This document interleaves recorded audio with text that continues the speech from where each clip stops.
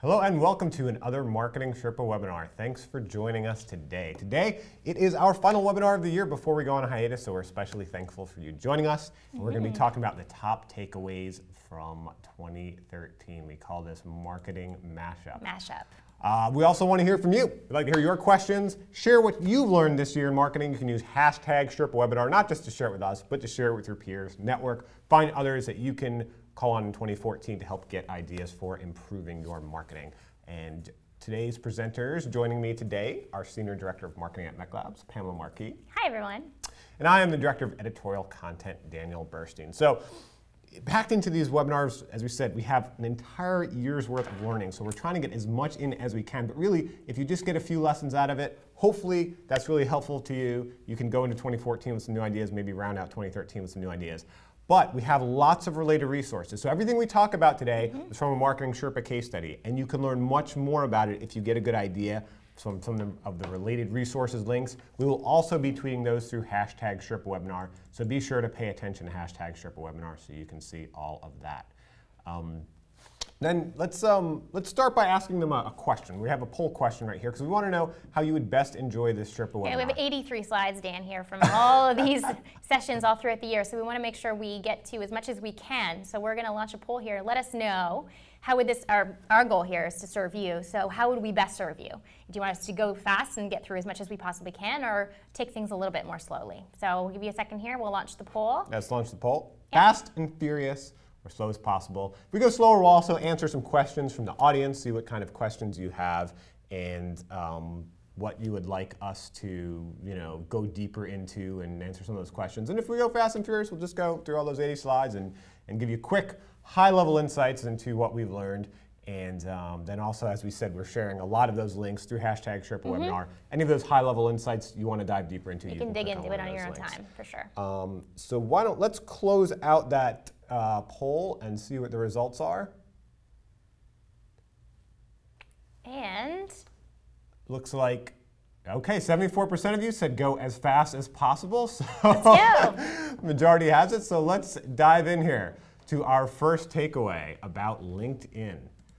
Social media connects people. LinkedIn isn't just a place for push marketing, it's a place to really connect peers with each other. What we're talking about here is we brought in DocuSign to do a webinar, and they had this great promotion through their the LinkedIn InMail. So when people think of email marketing, a lot of times it's not very social, it's not very much connecting people. It's just boom, boom, boom, promotions or maybe some content. But they really wanted to use LinkedIn InMail as not just another type of email, but as truly what LinkedIn should be, which is connecting people. So they launched this campaign, as you can see right here, where they had a series of messages, and it was about connecting some of their customers with some of their potential customers. So the LinkedIn InMail promoted, in this example, it was the VP of Sales Operations at Salesforce. That was a DocuSign customer. Wow.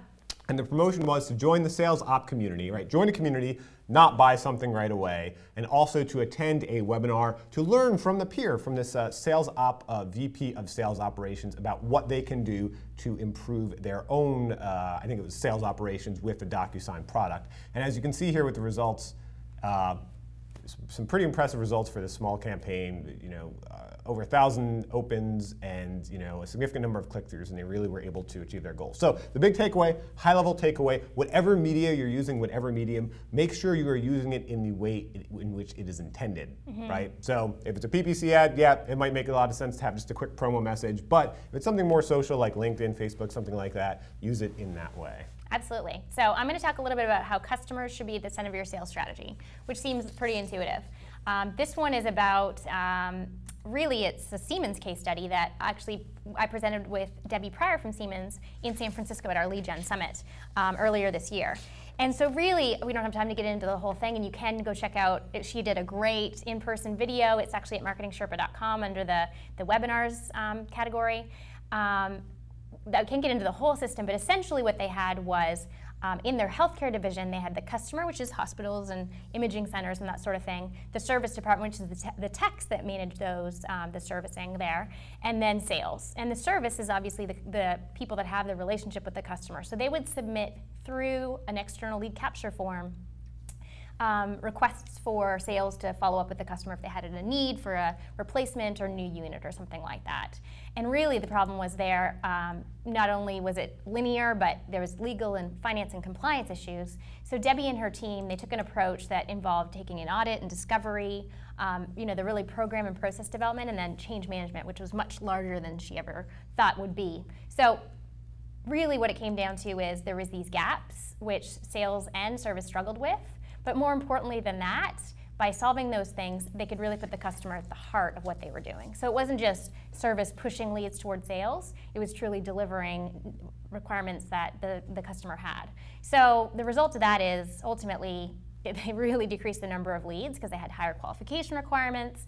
But that being said, the revenue per lead, they solved a lot of problems with their efficiency and that sort of thing. And by putting the customer at the heart of their system, they were able to really turn it around. So I really recommend you check out the video. It's more than we can get into today. But again, just a key takeaway we saw this year was just at every step of the way, customer at the heart of everything. Okay. Talking again about social media, we've got a lot of questions about social media. It's become more established, still an emerging tactic, and people always question about how they can incorporate social media into their marketing mix. We had Jay Baer of Convince and Convert. He spoke on a MarketingSherpa webinar this year, also the keynote speaker at Email Summit. And what he really pushed is social media isn't as unique as you might think it is. And in fact, he used the analogy of Facebook being a lot like email marketing. For example, you can look at some of the email metrics like subscribes, unsubscribes, and think of them like likes and unlikes on Facebook. He also made the point that you can incorporate the two, right? So email, while we don't call it a social media, I mean, if you're able to use email, if you're able to use that channel to connect people with their peers, that's a great use of email. And also, those social media channels help you understand what your customers are interested in, right? So if, like in this example from Crocs, you find out what people like most on Facebook, what people are retweeting most on Twitter, what people are pinning most on Pinterest, that could give you, that's a little bit of customer intelligence right there, right? It's not just viral marketing. And then you can use that in your email campaign. Not only are you likely tying into the interests of customers, but also you are showing, you have a little bit of social proof there that like, hey, this is what your peers like. Others might like it too. So now you might see this and say, hey, this is Crocs, right? It's, well, I don't know if you'd call this Pamela, but it's fashion, right? So it might be somewhat trending and people might be interested in that. But we do that here in MarketingSherpa as well in a B2B category. Our best of the week for MarketingSherpa is based on you, is based on which of our content is most shared socially. Even so that helps us understand. Bricks and mortar, I've seen, I think Nordstrom has started putting tags on things in the store, on merchandise, saying this is our most pinned item on Pinterest. So you can see it seeping in even to the bricks and mortar situation. And then one last point he made is you can, there's a lot of cross-pollination there, right? So you can test things in email, what images are working best, what messages, and then use that to inform Facebook, right? And that's the same way. You can test some images on Facebook, on your Facebook ads, and some messaging, and use that to inform email. So of course you have to be a little cognizant of that. Different channels might attract different types of audiences, but it can give you a general idea of what to share in different types of mediums. So with that, we also want to let you know we have Email Summit coming up. We have a great, fun contest we've got going on right now. We want to challenge you to come up with your best subject line. Take 30 seconds, go to the link right there, mechlabs.com/contest. And we've basically got an email written by our own Pamela Markey, one of our own promotional emails. We're looking for some of the best subject lines written by our audience. Then we're actually going to test it. We're going to take these subject lines. We're going to pick which ones we think are best. We're going to run real A/B tests. And we're going to see which subject line performs best. And the person who writes a subject line that performs best is going to get a free ticket to Email Summit 2014 in Las Vegas, plus 2 free nights at the Aria Resort and Casino Beautiful hotel. Wonderful event, if we say so ourselves. So So definitely check it out. mechlabs.com/contest. Take 30 seconds, write a subject line for that email. And again, it'll be a learning lesson. We'll test it. We'll share what we've learned. And you can learn more about A/B testing your subject lines that way. We'd also like to thank the sponsor of today's webinar, Marketo. They've got a great tool for you as we're going into 2014. If you need help creating that perfect deck for your 2014 marketing plan, they have a great free customizable PowerPoint template for your marketing plans. And I know, Pamela, you are in that boat right now. You're playing right now. I actually went and downloaded this morning, and it's great. And it's not gated or anything. It's just a PowerPoint deck. You just get it right there. So thanks, Marketo, for sponsoring and for the tool. It's going to help me plan my next year.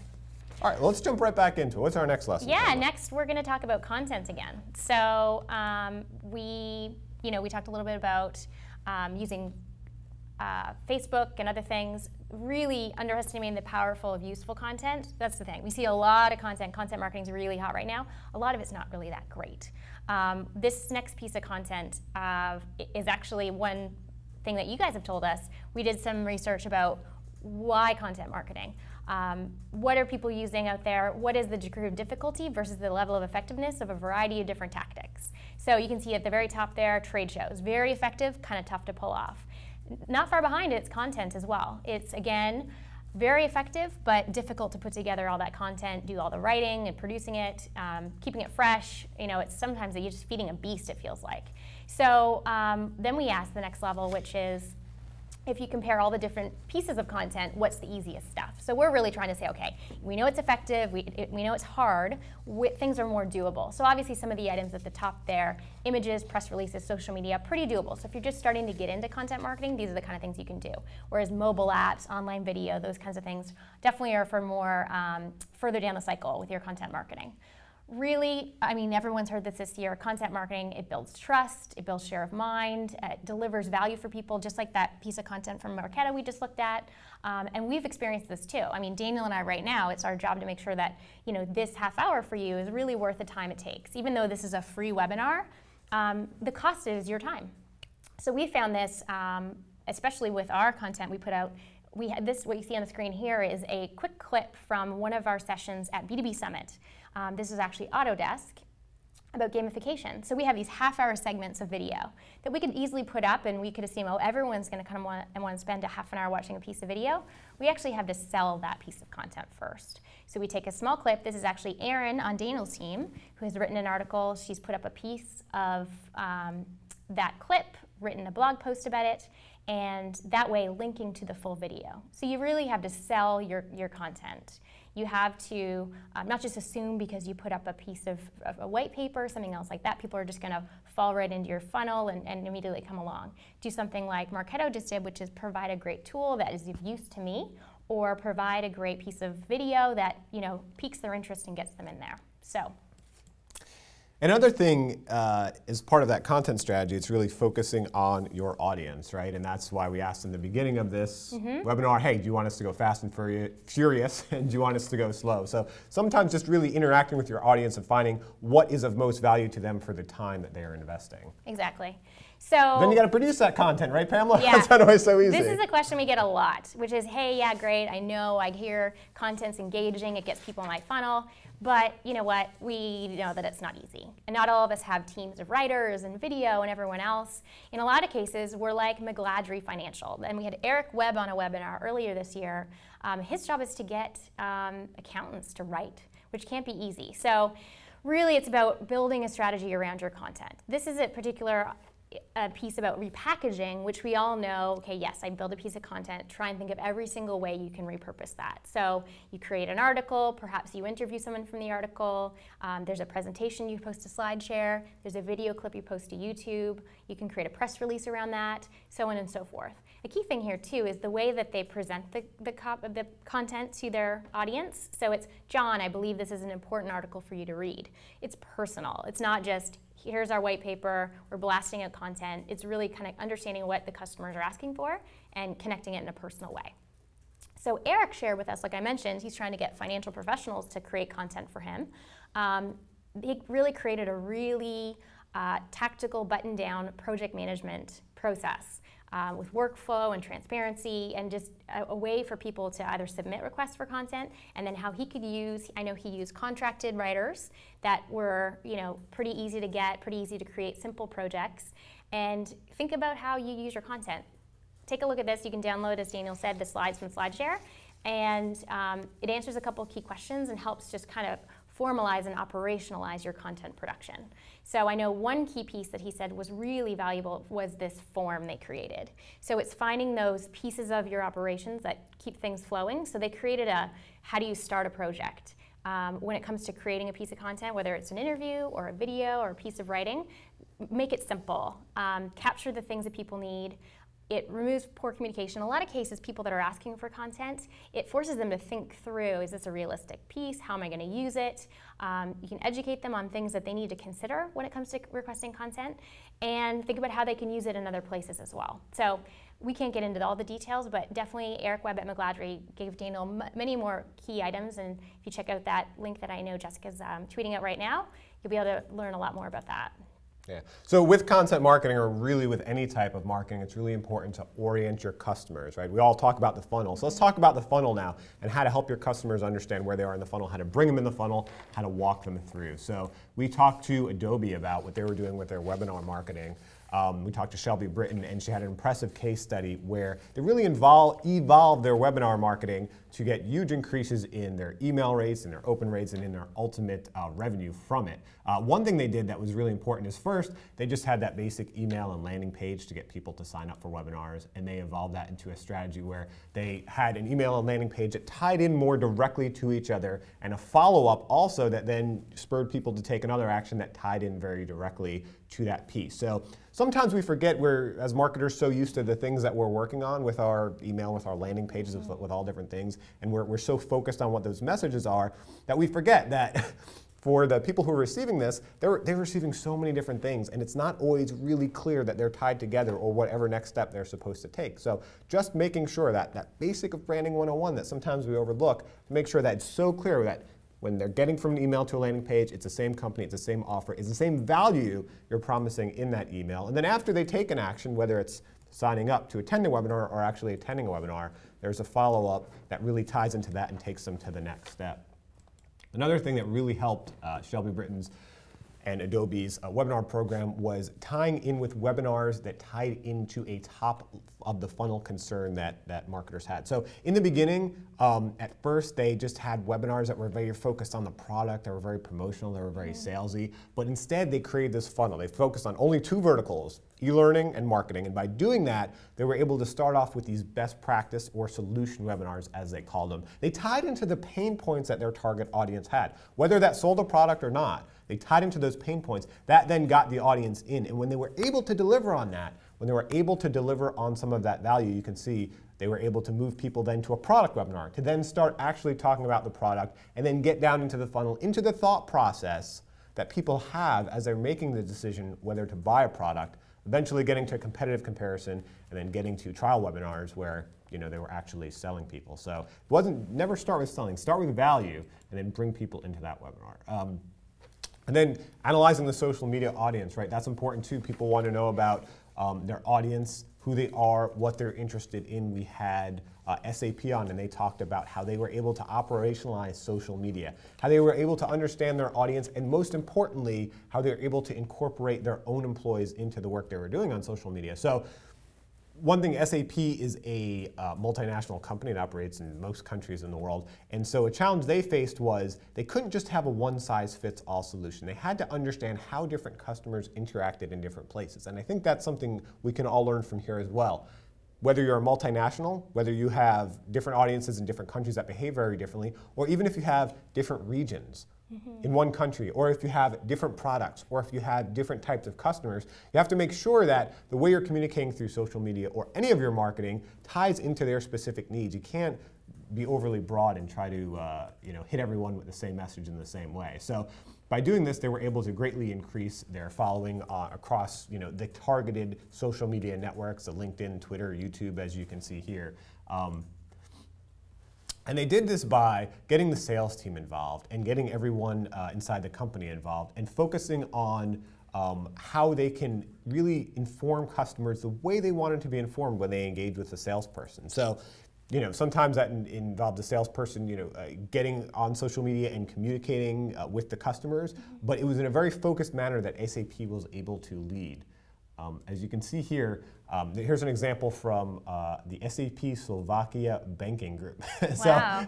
they're that big of a channel that they have a group focused on Slovakia banking. So the team in Slovakia banking, they had their own social media presence, but had a smaller following than, let's say, an SAP overall financial channel. So what they did is they consolidated that into the SAP channel, and what they tried to do with a company that big, really with any company, is to get everyone marching to the beat of the same drummer, to get everyone working together. So everyone in your company, whether you're a 2-person company or a 100,000-person company, the power of social media is they can have their own following. They can communicate in their own ways. They can communicate to their own audiences. But social media, as with any other marketing, you need a strategy. It needs to be aligned. It has to be, like we talked about Adobe, have a sensible funnel. How are you pulling people through? How are they communicating with your brand? And so making sure that you're not, you have to be careful not to squash the way that people like to talk in social media. You have to still make sure it's human, it's the way they want to talk. But if they're aligned across a common brand and across a common goal, it's going to be a lot more effective for your company and drive to an ultimate conversion. And so here's an example that they learned in Latin America.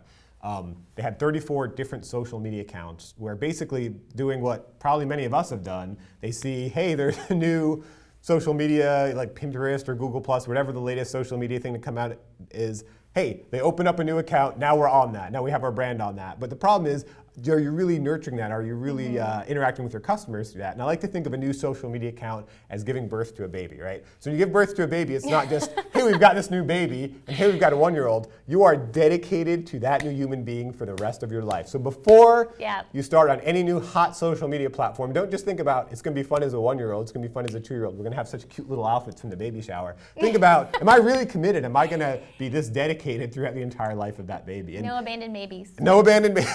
The worst is when you see you see some kind of Twitter feed or something that's just absolutely dead, and it just has no interaction and obviously reflects poorly on the brand. So if they do that to their Twitter feed, how are they going to treat me as a customer? And so this was a 6-month process for SAP in Latin America, and they shut down 24 accounts. And so they ended up just having some key accounts in Facebook, Twitter, and LinkedIn. Those were their key social media platforms that were working for them. And they also went to, as you can see, only 20% promo info, 80% actual value-added info, and they saw some pretty impressive results. Great. So the next point we're going to go through is really how to relate to your audience. This particularly was about using personas to identify with site visitors. This particular case study was from One Call Now, Jacob Baldwin, who also presented at our Lead Generation Summit. And what he was really focused on, it was a redesign of their site. They did some search marketing optimization and also some content development. So he was focused on creating a page structure that accommodates customer interest and what particular customers you have. So they, as a group, they sat down and tried to figure out who were our key customers and who are the kind of 4 key personas. And they brought some fun into it. So they didn't just say, these kinds of people. They actually called it the Spock Project and connected the humanistic, the methodical, the competitive, and the spontaneous. So, the person that connects better with case studies and stories about people who've used the product versus those that want feature matrices and details and specs and things versus comparison charts, and then spontaneous, I want to buy right now. So what they did was sort of determine that was their 4 kind of buckets, and then consider what kinds of purchase experience, and then also what kinds of content those people would want. So is it testimonials and stories about customer success? Is it pricing information and comparing and contrasting with their competitors? Or just give me in, I want to purchase right away. So then they actually design their funnels around this. So you can see right there they've got the content and they've got that call to action, just the simple buy now there for the person that just, I'm ready to go. Whereas you can get a sample message or do a free trial if you need a little bit more time. This is an example of that person who wants to learn about the facts and what are all the details. These are case studies. It's getting into the nuts and bolts of it. And then, of course, the more humanistic side. So here's the story of a customer who's used our tool, who's used our product, and this is how they've managed to benefit from that. So just different kinds of approaches based on your personas. And that there's another webinar, I don't know if we're going to tweet it out, but about the calls to action that they use. I did a lot of testing around that. So considering your personas even when it comes to calls to action. So speaking of testing.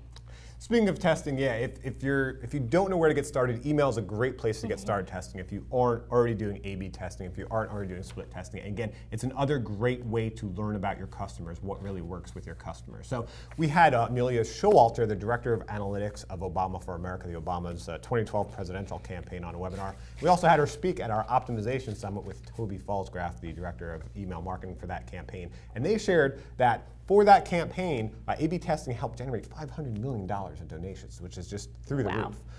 So want to give you a few quick takeaways about testing here to help you learn. And again, use some of these lessons. Go to mechlabs.com/contest and enter our own subject line writing contest, and maybe we'll see you at Email Summit. So for that campaign, here's an example of the big difference in sending the best and the worst possible subject lines in their test. And you can see for some of them, several $100,000. For some of them, it got into the $1 million range. That's the difference from sending the best or worst subject line. If they had just guessed, they would have been missing out on a lot of revenue. So there were some very, very big increases, but sometimes there were just small increases, right?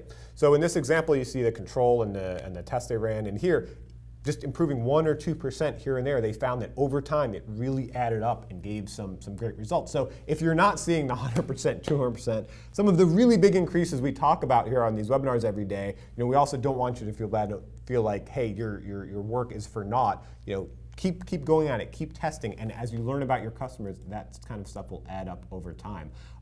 They also, and I thought this was really interesting, they tested everything, right? So we have a simple contest around subject line testing. That's probably the easiest place to get started. They even tested their footer, right? And why that's so important is because that's often where we have the unsubscribe.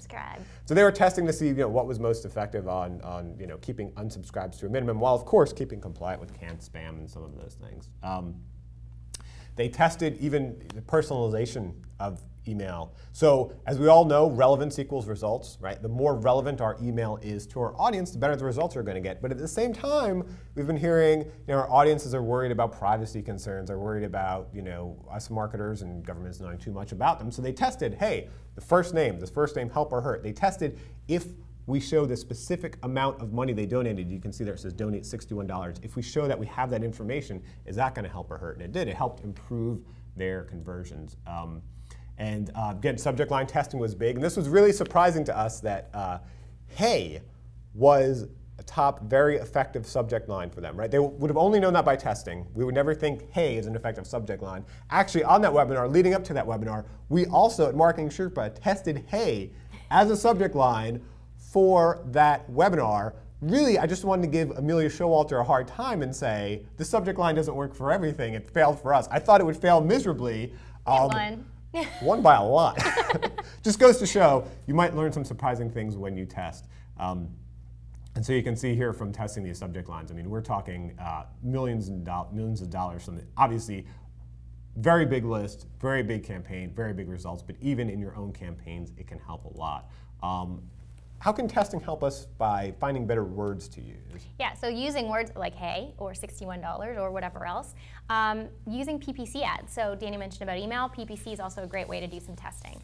And I know we've talked before about using PPC to uncover messaging in the same way that you've uncovered things through social media, that people are more engaged with this kind of thing, this kind of photo, these keywords.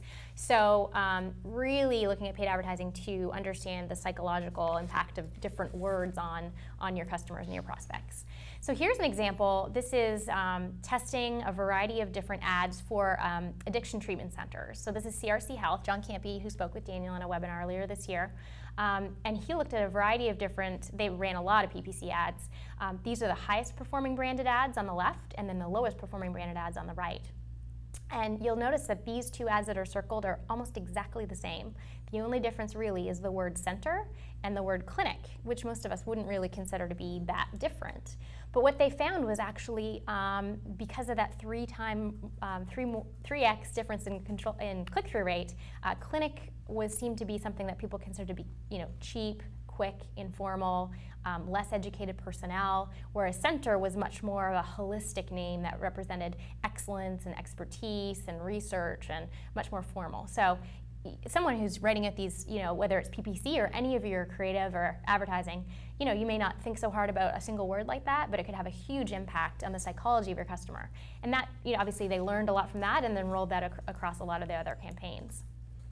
Here's a test that John also shared with us. This was particularly around, again, PPC ads, but which one will obtain the most click-through rates. And they kind of took two different approaches using sort of a different value proposition approach. So this was the control. This is the ad, PPC ad they'd been running. So it was a company logic driven ad, which means it was focusing on what do we think about ourselves, which in this case was we have the most doctors, we have the best care.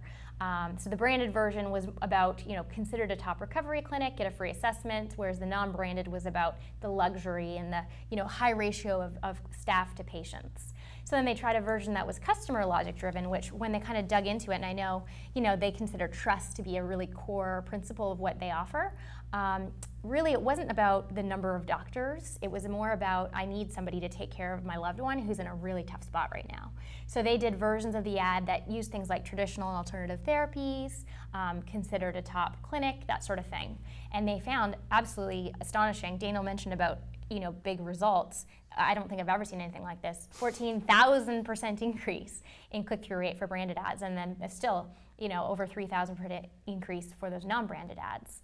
So really, by understanding things like center versus clinic, or presenting something that's customer logic driven instead of what you think is so great about you, things like this, you just gotta really think again before you just put any old ad out there.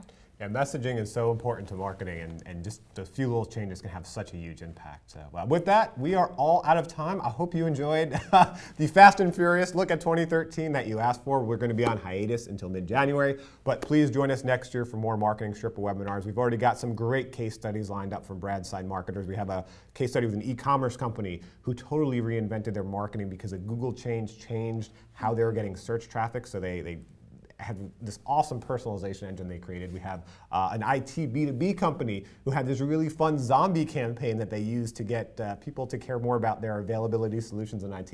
We're gonna have much more throughout the year. Thanks for joining us in 2013. We hope you have a great close to your year, and you can visit MarketingSherpa.com for more information to help you in 2014. Thanks.